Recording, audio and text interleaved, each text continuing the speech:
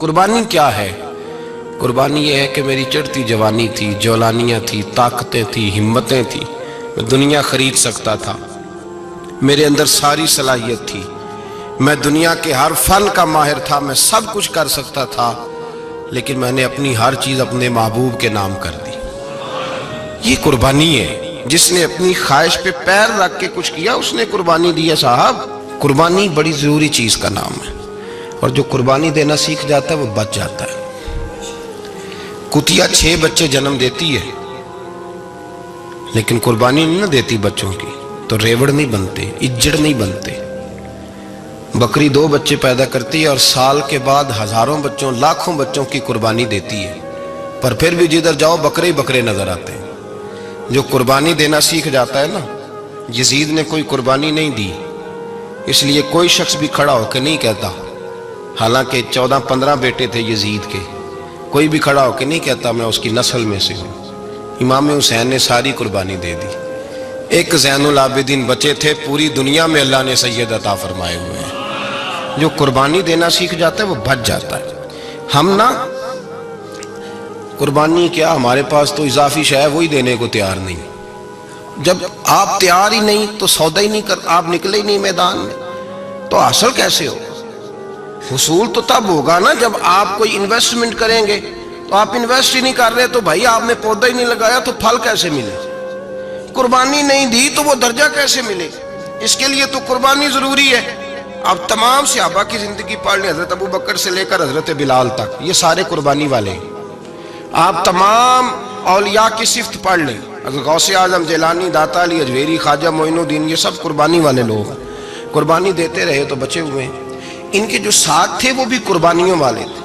قربانی حصہ ہے طریقت کا، قربانی ضروری ہے، اور ہمارے صوفیاء تو کہتے ہیں جس شخص نے تصوف میں آ کے قربانی نہیں دی۔ بزرگوں کے پاس ایک شخص آیا، غالباً خواجہ نظام الدین محبوب الہی کی بات ہے، میرے ذہن میں نام پورا نہیں سما رہا، تو ایک مرید نے آ کے کہا حضور زکوٰۃ کتنی دینی ہے؟ فرمایا 2.5%۔ تھوڑی دیر کے بعد حضرت نصیر الدین چراغ دہلوی آ گئے، کہا حضور اللہ کے راستے میں کتنے دینے ہیں؟ فرمایا 50%۔ ایک ساتھی قریب بیٹھا تھا، اس نے کہا پہلے کے لیے 2.5% کا فتویٰ تھا، اس کو کہہ دیا آدھے دے دے۔ چند منٹ گزرے تو حضرت امیر خسرو بھی آ گئے، کہا حضور زکوٰۃ کتنی دینی ہے؟ فرمایا جو ہے سارا ہی لے آ، تیری 100% ہے۔ تو وہ ساتھی جو قریب بیٹھے تھے اس نے کہا بابا فتوے علیحدہ علیحدہ ہے۔ فرمایا فتویٰ ایک ہی ہے، بندے علیحدہ علیحدہ ہے۔ فتویٰ ایک ہی ہے، مجھے پتہ ہے کون کتنے دے سکتا ہے، وہ جس کو میں نے 2.5% کہا ہے وہ بھی جا کے حساب کتاب کرے گا، اس نے 2.5 بھی پورا نہیں دینا۔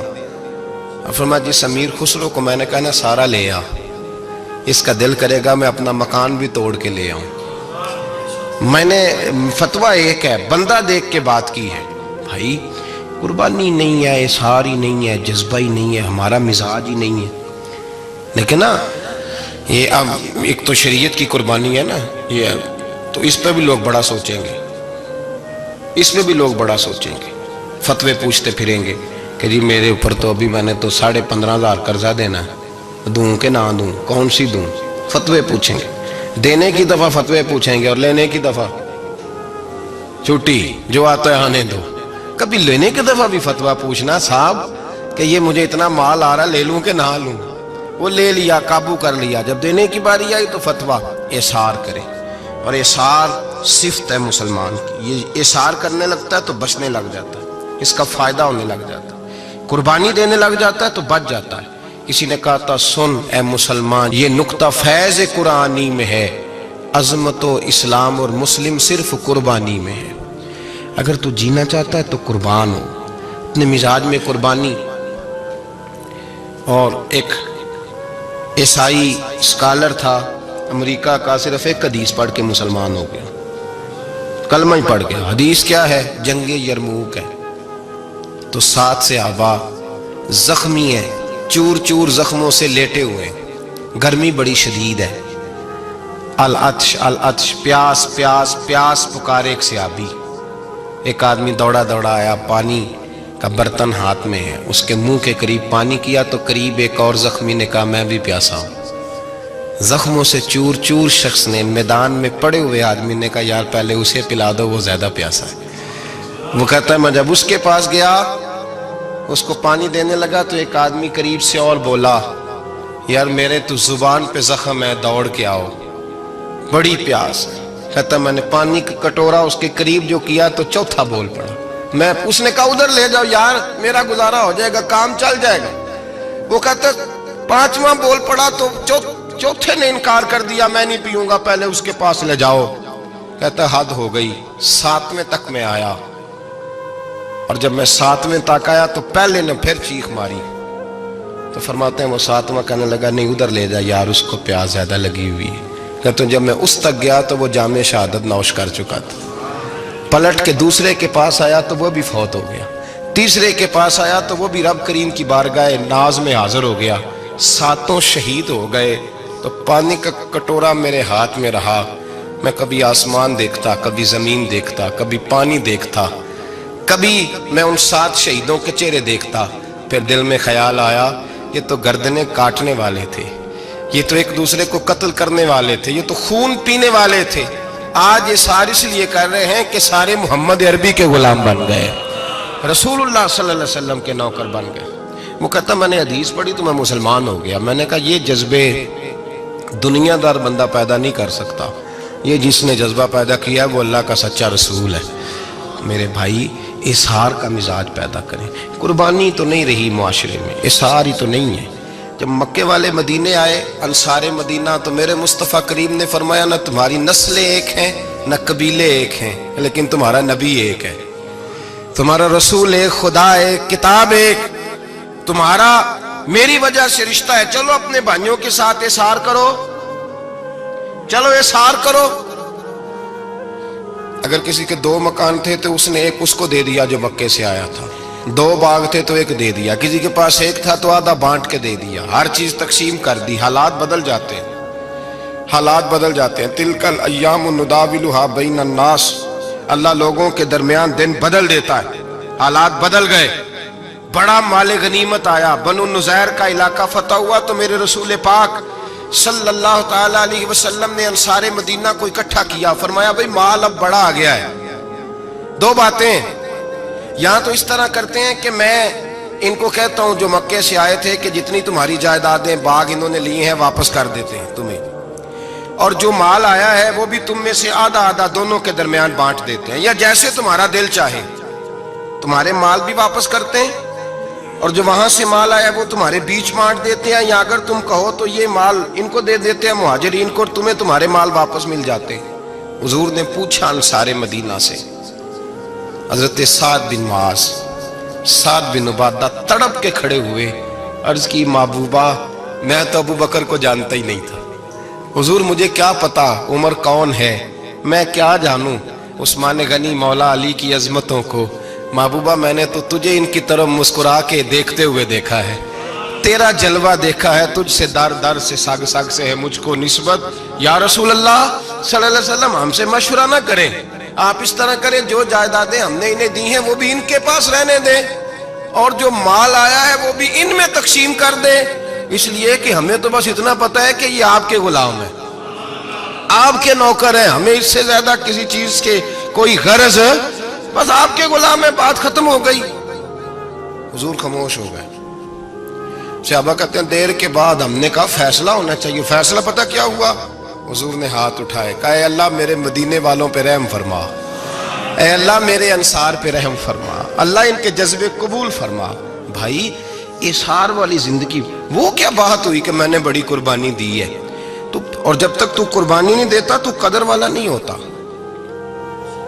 جو چیز قربانی سے حاصل ہوتی ہے اس کی قدر ہوتی ہے، جو چیز مفت میں آ جاتی ہے اس کی کوئی قدر نہیں ہوتی، کوئی قدر نہیں۔ میں اکثر سوچتا ہوں کہ حضرت خواجہ اجمیری کے خلیفے اجمیر میں بھی تو ہونے چاہیے تھے نا، لیکن ان کے خلیفے اجمیر میں نہیں ہوئے، دلی میں ہوئے۔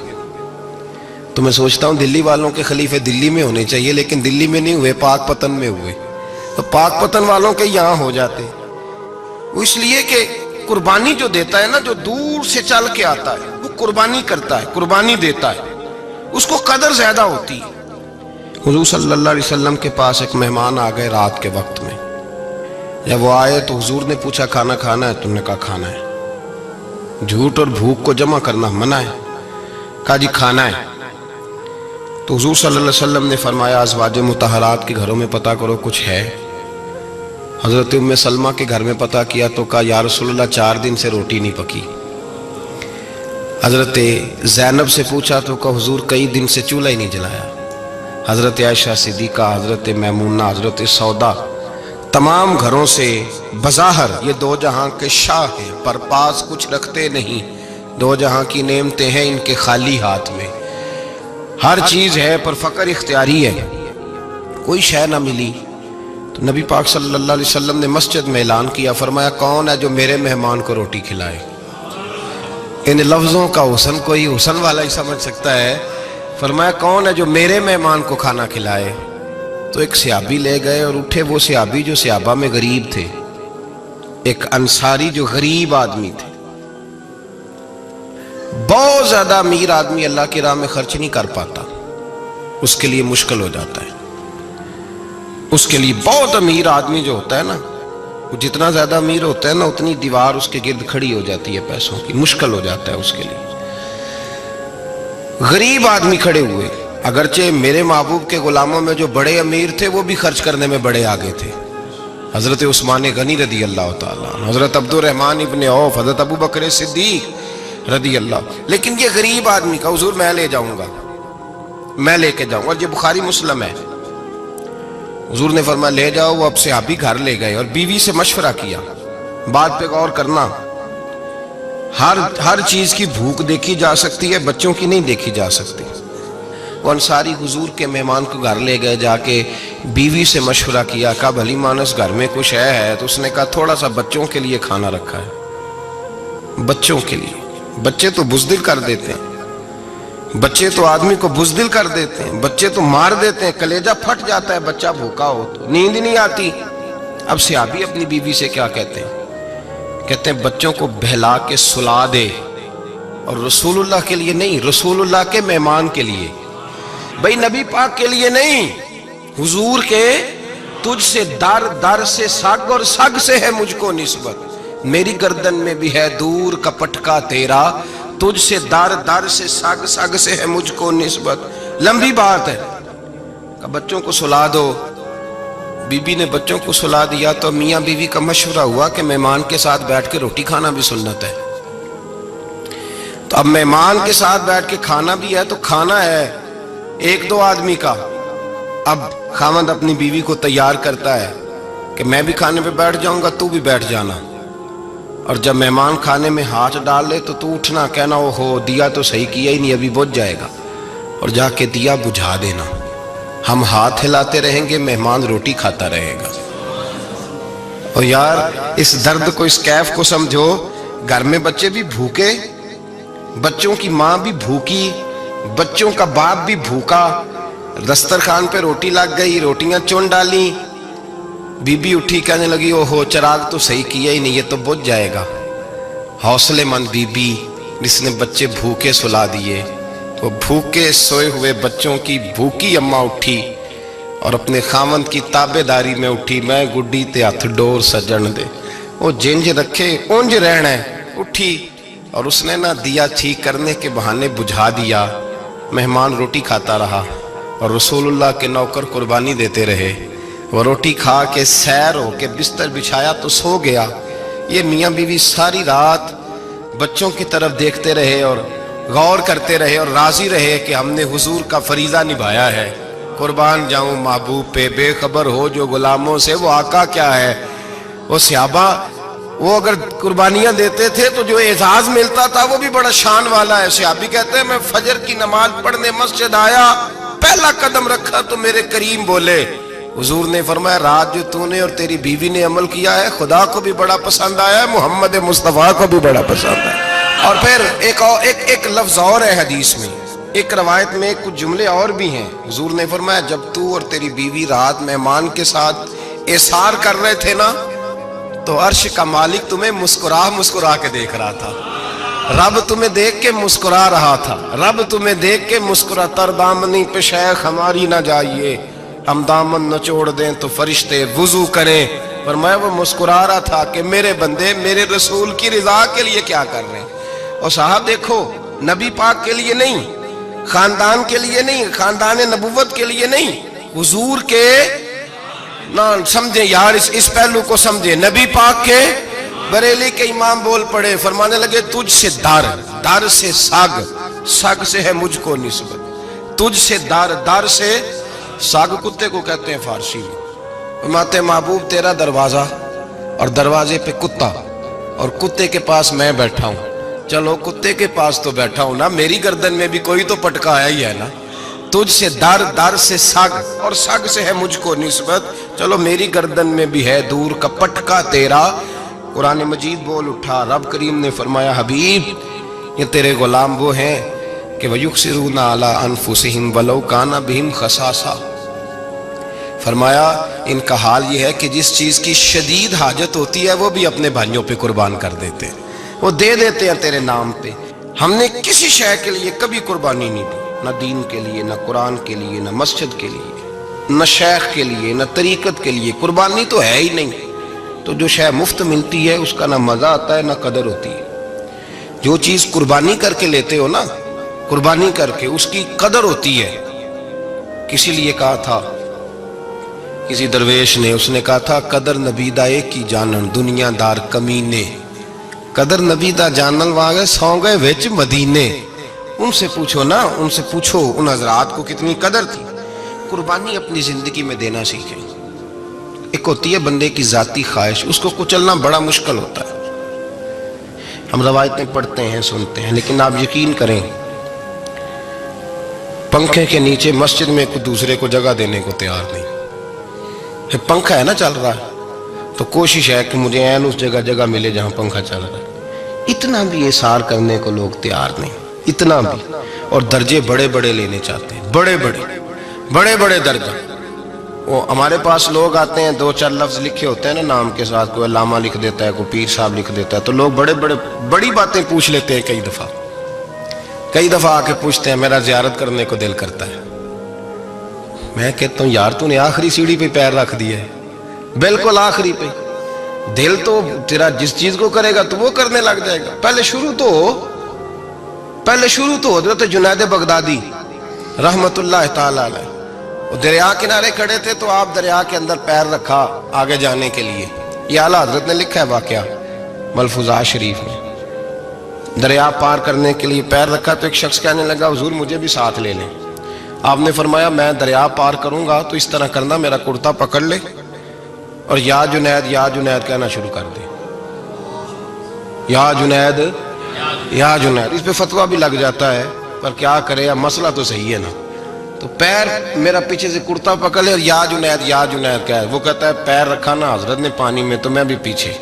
تو حضرت جنید بغدادی کیا کہتے ہیں یا رحمان یا اللہ، یا رحمان یا اللہ، وہ خود یہ پڑھ رہے ہیں اور مجھے لگایا یا جنید بھی۔ کہتے ہیں دریا میں وہ بھی چلنے لگے تو میں بھی، یوں لگا جیسے پکے فرش پہ چل رہے ہیں۔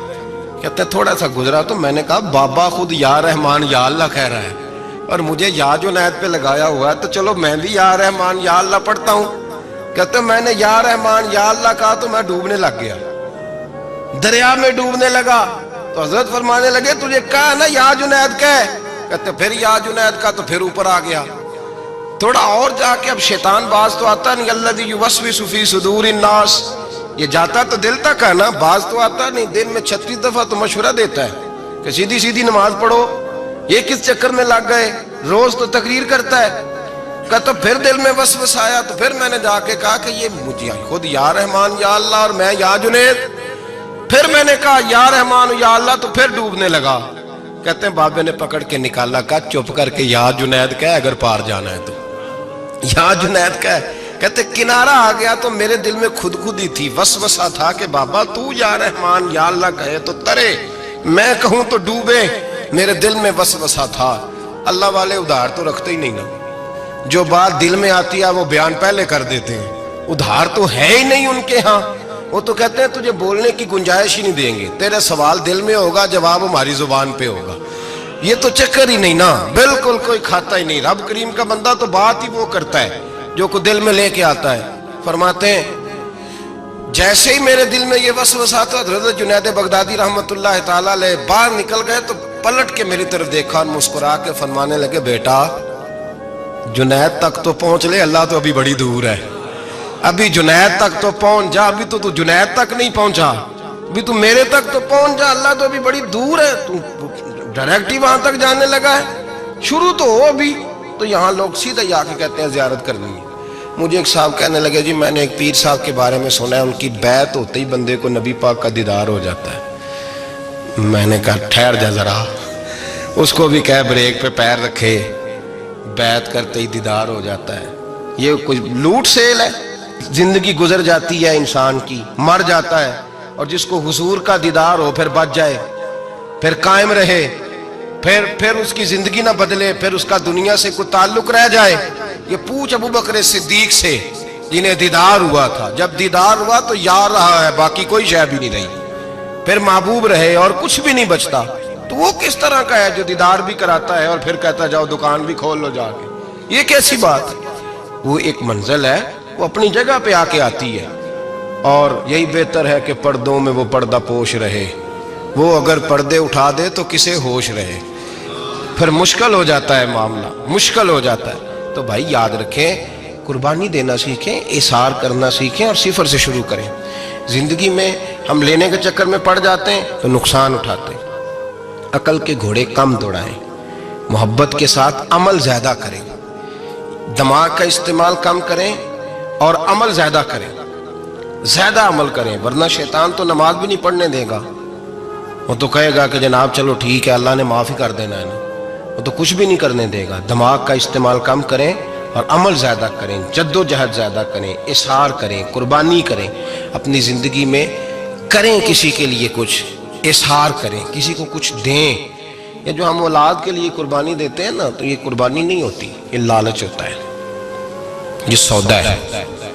پتہ ہے آپ کو یہ سودا ہے.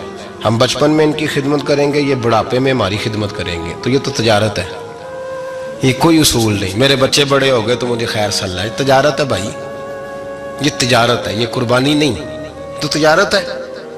یہ آپ جو کر رہے ہیں یہ تو کمیٹی ڈال رہے ہیں آپ، اور چونکہ نیت یہ ہوتی ہے خدمت کی تو پھر نصیب والوں کو خدمت ملتی ہے، قسمت والوں کو ملتی ہے. ورنہ بچے کہتے ہیں ابا جی ٹھیک ہے آپ نے ہماری خدمت کی تو سارے کرتے ہیں، آپ نے کو نوکی تھوڑی کی ہے، چھٹی آپ وہاں بیٹھیں، چائے ملے گی وقت پہ پہنچے گی، لیکن آپ مداخلت نہ کریں کسی چیز کے اندر، تجارت نہ کریں، اظہار کریں، قربانی کریں. ہمارے صوفیاء یہ کہتے ہیں اولاد سے بھی توقع نہ کرو خدمت کی، نہ توقع کرو، بس یہ کہو کہ میرا رب مجھے بڑھاپے. دیکھیں نا نبی پاک صلی اللہ علیہ وسلم نے دعا مانگی، اے اللہ ارذل العمر ہونے سے بچا، عمر کے اس حصے سے بچا جس میں دوسروں پر انسان بوجھ بن جاتا ہے. دعا مانگی. تو یہ لالچ بھی نہ کبھی زندگی میں رکھیں کہ میری فلاں آدمی خدمت کرے گا، یہ لالچ بھی برا ہے، اس پر بھی توجہ نہ کریں. اپنی دنیا آپ پیدا کر اگر زندوں میں ہے، سر آدم ہے، ضمیر کن فکاں ہے زندگی. یاد رکھیں، ہوش آنے سے لے کر اپنا یہ ذہن بنا لیں کہ میں آج سے اپنے آپ کو خود چلاؤں گا، میں سایہ دوں گا، بھکاری بن کے کبھی کسی سے سہارا مانگوں گا نہیں. سہارا دیں، کسی کے لیے قربانی دیں، اظہار کریں، جد و جہد کریں.